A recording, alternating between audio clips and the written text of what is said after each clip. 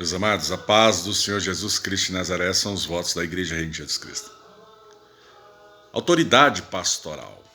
A Bíblia fala, em todo o livro de Hebreus, que a autoridade espiritual é do sumo sacerdote, do sumo pastor. Jesus Cristo é o sumo sacerdote, é o sumo pastor da igreja, é o cabeça de todo o corpo. Enquanto pessoas são mãos, como se fazendo a analogia de um corpo, outros são pés, outros são a boca, mas Cristo é o cabeça da igreja. Ele é o sumo sacerdote, é o sumo pastor. Essa autoridade pastoral é passada aos seus discípulos. E de 2 em 2, pregai o evangelho a toda criatura, quem crê e for batizado será salvo. Colocará a mão sobre o enfermo e ele será curado. Tu és Pedro, sobre esta pedra edificarei a minha igreja. Então Jesus ele passa e delega essa autoridade quando ele fala lá em Mateus 28, e fazer discípulos de todas as nações. E esse discipulado ele vem caminhando até o dia de hoje, porque presbítero, pastor, sacerdote, ancião, praticamente tem a mesma função dentro da casa do Senhor. E aí o Senhor Jesus institui as igrejas ali. No livro de Apocalipse existe a igreja de Efésio, Esmirna, Filadélfia. E essas igrejas, ela tem o seu sacerdote local, ou seja, o seu pastor local, o seu presbítero local, o bispo local, o apóstolo local. Essas autoridades, elas têm a visão de Deus e elas têm uma revelação a respeito de edito, ligaduras, oração, como interceder, como impor cura, o altar, as consagrações, os montes, as revelações.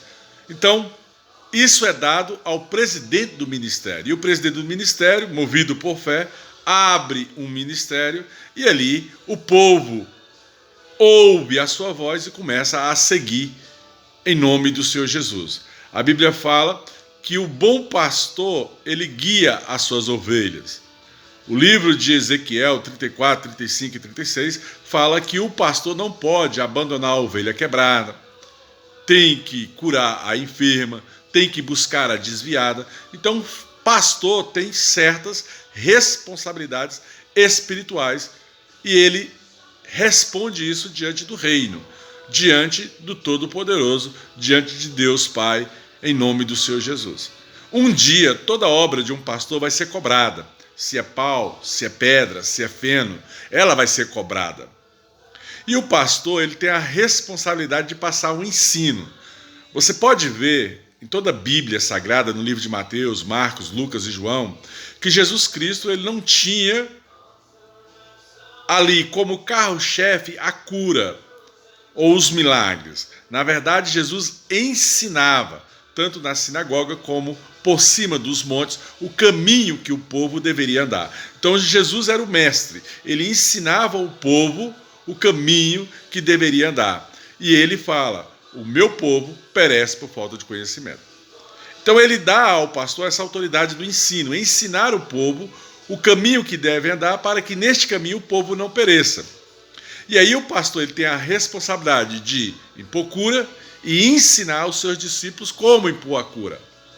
O pastor ele tem a responsabilidade de orar por libertação contra demônios, principados e potestades, e isso é guerra espiritual, e o pastor também tem que discipular ali os seus oficiais dentro da igreja, por causa da visão do ministério.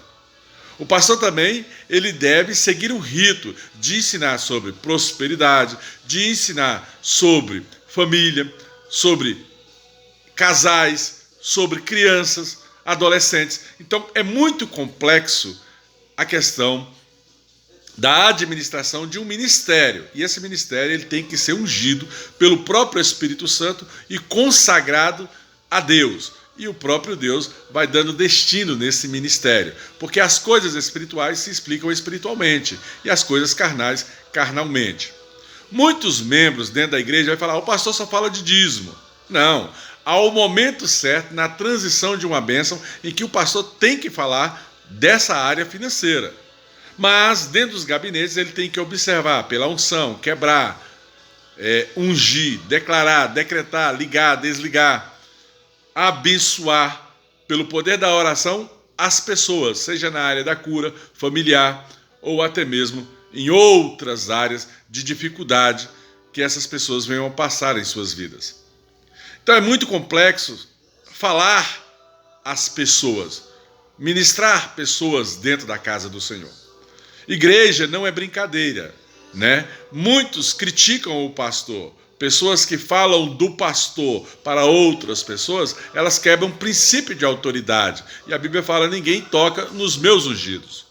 Há pessoas que falam do pastor, nossa, o pastor fala muito de finanças, mas ela esquece que o pastor já orou, já quebrou, já declarou, já decretou, já ungiu, já fez consagrações em outras áreas da vida dessa própria pessoa que fala mal do pastor. Não entende coisas espirituais, não sabe o momento certo e criticam a obra de Deus revelada pelo próprio Deus. E terão que pagar diante do próprio Deus por criticar coisas que não conhecem, coisas desconhecidas ali na sua região mental. Não chegou ao seu entendimento. Ela vai ter esse entendimento porque o pastor está explicando.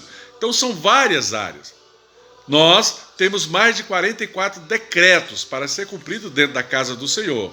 Um desses decretos é finanças. O resto não é finanças. Mas é direito do povo, é herança do povo herdar a terra. E uma igreja, para crescer, o pastor tem sim que falar de finanças. Ele tem que falar da responsabilidade do dízimo, da oferta, e ele tem que falar da responsabilidade do voto, até mesmo na hora de falar com empresários, pessoas que querem depender de Deus no seu crescimento financeiro. Não é fácil. Eu confesso para vocês que não é fácil falar de finanças dentro da casa do Senhor. Mas chega um momento em que o próprio Espírito Santo, ele começa a nos aguçar, a falar, fala isso. E a Bíblia fala, tão somente fala aquilo que o Senhor teu Deus mandar. Abra a tua boca e eu falarei por ti. Então eu quero que os membros da igreja observem a imposição de cura, observe os gabinetes, observe a cura interior, observe a edificação de casais, departamento de crianças, o louvor, observe todas as áreas que são ministradas dentro da casa do Senhor. E parem de criticar aquilo que é direito do altar, que é o dízimo, a oferta e o voto. Se vocês não compreendem coisas espirituais, não coloquem a mão aonde o Senhor teu Deus opera, porque você pode ser julgado pelo próprio Deus.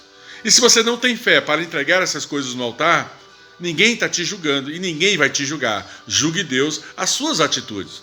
Mas pare de criticar quem faz isso por fé. Porque quem faz isso por fé está sendo abençoado. Aleluia! Compreenda essas coisas e prospera nisso em nome de Jesus.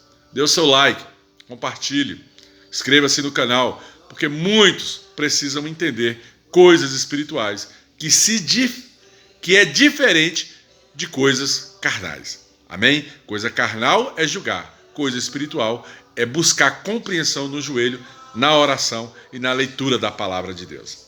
Graça e paz. Que Deus te abençoe e que Deus te guarde. Em nome de Jesus. Graça e paz.